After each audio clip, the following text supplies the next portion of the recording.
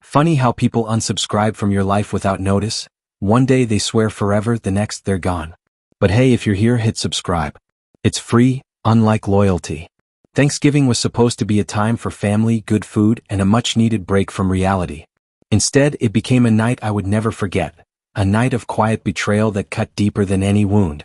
We were all gathered at my parents' newly purchased home, the same house I had spent the last 2 months pouring my blood, sweat, and time into. They had asked me to renovate it, and without hesitation I agreed. New floors, plumbing repairs, fresh paint, rewiring. I did it all. Every free moment outside of work and parenting was spent covered in dust, making sure their home was perfect. Meanwhile, they sat comfortably in their apartment, waiting for the day it would be ready. I never complained. They were my parents. Helping them was simply the right thing to do. And in return, I asked for only one thing: occasional babysitting. Not every weekend, not even every week. Just when I truly needed help. My wife had passed away years ago, and raising my children alone was a battle I fought daily. Sometimes I just needed a hand. They had always agreed. Until that night. Halfway through dinner, my father set down his fork. The room stilled. "We're not going to babysit your kids anymore," he said.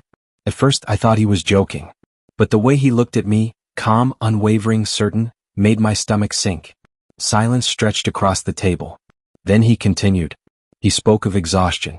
How my children were too much to handle. And worst of all, he compared them to my sister's kids. He went on about how well-behaved, quiet, and easy they were. Unlike mine. I turned to my sister. She said nothing. Just sat there, smiling. Something inside me twisted. I had spent 2 months fixing up their house for free. 2 months of labor, sweat, and sacrifice, all to give them a perfect home. They never had to lift a finger. And now they had the audacity to tell me that my children, my own flesh and blood, were a burden. That they weren't as good as my sisters. I took a deep breath, willing myself to stay calm. Then with measured words I said, "Really? Then I'll stop fixing your house." Silence. My father stared at me, his face blank with shock as if I had struck him. My mother, ever the peacemaker, jumped in. She started weaving a tale about how I didn't understand how hard things were for them, how much they had done for me. She twisted the situation, painting me as if I had been forcing them into some kind of unpaid labor. Before I could even respond, voices rose around the table. Other relatives weren't having it. One of my aunts spoke first, her voice sharp. Talking about his kids like that? And right in front of them? That's wrong. Another uncle shook his head, adding, "Do you even realize how much he's done for you? All that work? You would have paid thousands for those repairs." And yet, my sister said nothing.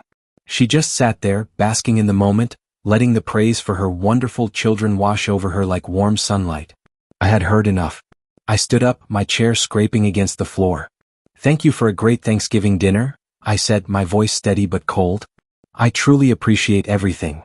Then I turned to my children. "We're leaving." We grabbed our coats, heading for the door.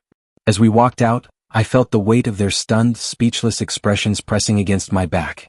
That night, in the car, my children asked me the questions I had been dreading. Why did Grandpa and Grandma say those things? Why do they always compare us to our cousins? I sighed, rubbing my cheek as I searched for an answer that wouldn't break their little hearts. Life isn't always fair, and sometimes even grandparents aren't the kindest people. My children stared at me, waiting for more. I met their eyes, steady and unwavering, and told them what mattered most. "But I love you both more than anything." That night, I went to bed exhausted. I had no regrets, but the pain lingered. The next morning, my phone was flooded, 52 missed calls. My heart pounded. 52. My mind leaped to the worst-case scenario. Was there an emergency? Had something terrible happened? With a sinking feeling, I called my mother back, bracing for bad news. The second she answered, she unleashed a furious tirade, her voice sharp with accusation. It was as if I had committed some unforgivable crime, like I had set fire to their house. "John, you need to come over. Right now." I frowned. "What? What happened?" She dodged the question, repeating her demand. My father took the phone next, his voice controlled but tense. "Just come, John.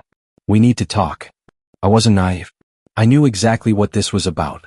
But I had unfinished business there. My children's belongings were still at their house. I wasn't about to leave them behind. "Fine," I said. "I'll be there in an hour."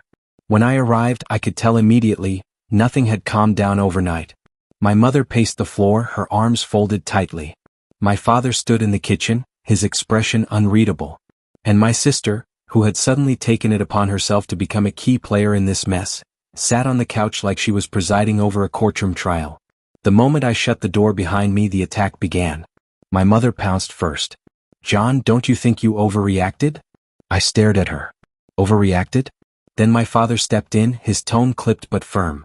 "Look, we're sorry if we hurt your feelings, but you can't just refuse to finish the house over this." And there it was. Not about the kids. Not about the hurtful words. The house. I almost laughed. It was so predictable, so transparent. I shook my head slowly. "So let me get this straight. You call my kids a burden, say they're too much for you, compare them to my sister's kids in front of everyone, and now that I refuse to finish the free labor you asked me to do, I'm the problem?" My mother gasped as if I had just insulted her soul. She clutched her chest, wounded. "That's not fair, John. We've done a lot for you. We took care of your kids for years." For the first time, my sister spoke up. "Mom, Dad, you really shouldn't have compared the kids like that." Silence. For the first time, my parents looked truly stunned. My mother blinked at her. "You don't think we were right?" My sister shrugged. "It's not about being right. You just shouldn't have said it in front of the kids. It's not okay." I'll admit, I hadn't expected her to say that. Not her. And for the first time that morning, I saw hesitation flicker in my parents' eyes. She wasn't exactly defending me, but she wasn't standing with them either. Instead of backing down, my father fixed his gaze on me. "John, we just want this to be over. You're not going to cut us off over something so small." I met his eyes without flinching. "Watch me." My mother gasped like I had just threatened to abandon them in a nursing home.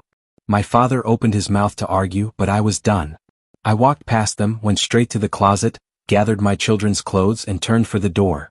And that's when my mother said it. "John, you're being selfish." I froze. Selfish? 2 months of free labor. 2 months of sweat, exhaustion and sacrifice. 2 months of bending over backward for them. Never once complaining. Never once asking for anything, except for the smallest favor in return. And they had called me selfish? I turned slowly. My voice was quiet, but it cut through the room like a blade. "Selfish? You want me to work on your house, but you won't even look after your own grandchildren? You want my time, my effort, my energy, but the second I need something, it's suddenly too much for you?" My mother opened her mouth, scrambling for words. But I wasn't interested in hearing them. "You don't have to babysit anymore. But I don't have to fix your house either." And with that, I walked out. But that was only the beginning. Over the next few weeks, things got worse. First, they tried ordering me to come back. Then when that didn't work, they tried guilt. Then they begged. Because reality had finally hit them. Hiring professionals would cost them a fortune. And the longer I ignored them, the more desperate they became. At first, I ignored their calls. Then I ignored their texts. Then came the guilt trip. My mother was the first to break. "John, we're getting older. We won't be around forever." Then my father followed, sending a long-winded message about family loyalty and how I was being unreasonable over a minor misunderstanding. Meanwhile, my sister remained mostly silent. I assumed she was trying to stay out of it. At least she had spoken up that night. But then, about a week after Thanksgiving, my father sent me a text that made me laugh out loud. "John, we forgive you. Can you come finish the house this weekend?" Forgive me? I didn't even bother responding. That's when they changed tactics. First, they tried to bribe me. My mother called, promising they'd start babysitting again if I finished the house. I told her no. Then my father texted, offering to help with the kids if I came over to talk things out. I told him no. Then they sent my sister. She called one evening, starting with small talk, asking about my kids, acting casual. But I could hear the shift in her tone before she even said it. "You know, maybe you should just finish the house." I let out a humorless laugh. "So I do free labor. In return, they insult my kids. And you think I'm the one who should back down?" She hesitated. "I mean, it's their house, John. They're just stuck in their ways. You know how they are." I exhaled sharply. "I do. That's why I'm not doing it." She sighed. "Look, I get it, okay? But they're never going to admit they were wrong. They're our parents." And that struck me. She knew they were wrong. She wasn't even trying to argue that anymore. She just knew they'd never say it aloud. I told her I had to go and hung up. That night, I thought about everything. All the years I had done things for them without expecting anything in return. The countless ways they had taken my help for granted. How they had acted as if it was my responsibility to help them, while making me feel like an inconvenience whenever I needed something. And that was the night I made my final decision. I blocked their numbers. 2 days later, my sister showed up at my house unexpectedly. I opened the door and found her standing there looking uneasy. "We need to talk," she said. I let her in. She sat at my kitchen table, hands folded, eyes downcast. For a long moment she was silent. Then she sighed. "They called the contractor." A slow smirk crept onto my face. "Good. So they finally got someone to do it." She grimaced. "Yeah. But there's a problem." I waited. She looked me in the eye. "They got scammed." I blinked. She nodded. "Dad hired some guy. John, they lost $10,000. I stopped laughing. 10 grand? My sister nodded grimly. "Wait, where did they even get that much money?" She hesitated before answering. "They borrowed some of it." That caught me off guard. "From who?" She bit her lip. "Uncle Mark. Aunt Linda. Even Grandma." I sat back in my chair processing. They had borrowed from family. Dug themselves into debt, just to avoid admitting they needed me. And now, they had a half-finished house and a $10,000 hole they couldn't crawl out of. I shook my head. "That's not my problem." My sister nodded slowly. "I know. And I told them that." I stared at her. "You what?" She exhaled. "I told them they should have just apologized to you. That they did this to themselves." For the first time in this entire mess, something shifted. She had defended me. She, the golden child. The one they favored. The one they trusted. And she had told them to their faces that this was their own fault. She leaned forward. "John, they're desperate. They still don't want to admit it, but they know they messed up." I crossed my arms. She shrugged. "And I think you should make them beg." I raised an eyebrow. "You really think they'd do that?" She smirked. "They don't have a choice." For the first time in my life, I felt in control. I slumped back in my chair. "So what exactly do they want from me?" She exhaled. "They want you to come over. Talk." I laughed. "Yeah. I've heard that before." She nodded. "I know. But this time they're not in control. You are." And she was right. I didn't go that day. I didn't go the next day either. I let them sit in their mess. Let them sweat. A few days later, my mother broke. Her text was long, rambling. Part apology, part excuse. "We may have been unfair. We shouldn't have said what we did." Then came the kicker. "We should have handled things differently, but you also overreacted." I laughed out loud when I read it. Even when they were desperate, they still had to place some of the blame on me. I ignored the message. Then my father tried. His was simpler. "John, we need you. Come back and finish the house. We'll figure everything else out later." No apology. Just "we need you." I ignored that too. That night, my sister called. "Okay," she said. "I think they're actually breaking this time." I smirked. "What happened?" "They told me to tell you they're sorry." I blinked. "Wait, they actually said that?" She hesitated. "Well, not in those exact words. But..." I exhaled. "Close enough." Then she said something that stopped me cold. "They asked me if I thought you'd ever speak to them again." I paused. For the first time, I realized they were truly afraid. They were terrified. Not just about the house, about me. For the first time, they were afraid they had pushed me too far. And honestly, they had. I agreed to meet with them. Not because I wanted to, but because I needed to hear it from them. I told my sister I'd go on my terms. When I stepped into their apartment, the air was heavy with unease. My mother had been crying. My father looked exhausted. I sat down, crossed my arms, and waited. Finally, my father sighed. "We messed up, John." That was as close to an apology as I was going to get. He spoke about how they never intended to hurt me. How they were frustrated, exhausted, overwhelmed with the house. How they had spoken out of stress. Then, for the first time, my mother spoke. Her voice was small. "We love you. We love the kids." And for the first time, I believed her. I let the silence stretch before I responded. "I'm not finishing your house." My mother gasped as if I had slapped her. My father tensed. "John," he started. I cut him off. "You got 2 months of free labor from me. You had help whenever you needed it. And the one thing I asked for in return was too much for you. Now I'm done. I'm not angry anymore. But I am done." Silence. My mother looked like she wanted to argue, but didn't. My father stared at the table. My sister just watched. Then I stood. "But I'm willing to move forward, if you stop treating me like I owe you something. If you stop treating my kids like they're less than my sisters. And if you understand that from now on, if I help you, it's because I want to. Not because you expect it." They nodded. Because they had no other choice. When I left that day, I felt like I had won. For the first time in a long while, I felt free. Things didn't suddenly improve. My parents weren't magically better people. I wasn't foolish enough to think they wouldn't test the boundaries again. But something had changed. They knew now. I wasn't their handyman. I wasn't their backup plan. I wasn't their safety net. And for the first time in my life, they were afraid. For weeks, there were no guilt trips. No unnecessary phone calls. Just silence. And then, a text from my mother. "Can we take the kids this weekend? We miss them." I stared at the message. This was the same woman who had called them a burden. Who had compared them to my sister's children right in front of them. And now she missed them? I tried to dismiss it. But then I thought about my kids. "Do you want to go?" I asked them. Ben hesitated. Emily crossed her arms. "Are they going to be weird again?" I was honest. "Maybe." They thought about it. Then Emily shrugged. "I guess we can go." So I texted back. "Sure. I'll drop them off at 5. When I arrived, my mother was different. She was trying too hard. Overly sweet, overly kind, like she was desperate to prove she wasn't the bad guy. My father was silent. I stayed just long enough to make sure my kids were comfortable.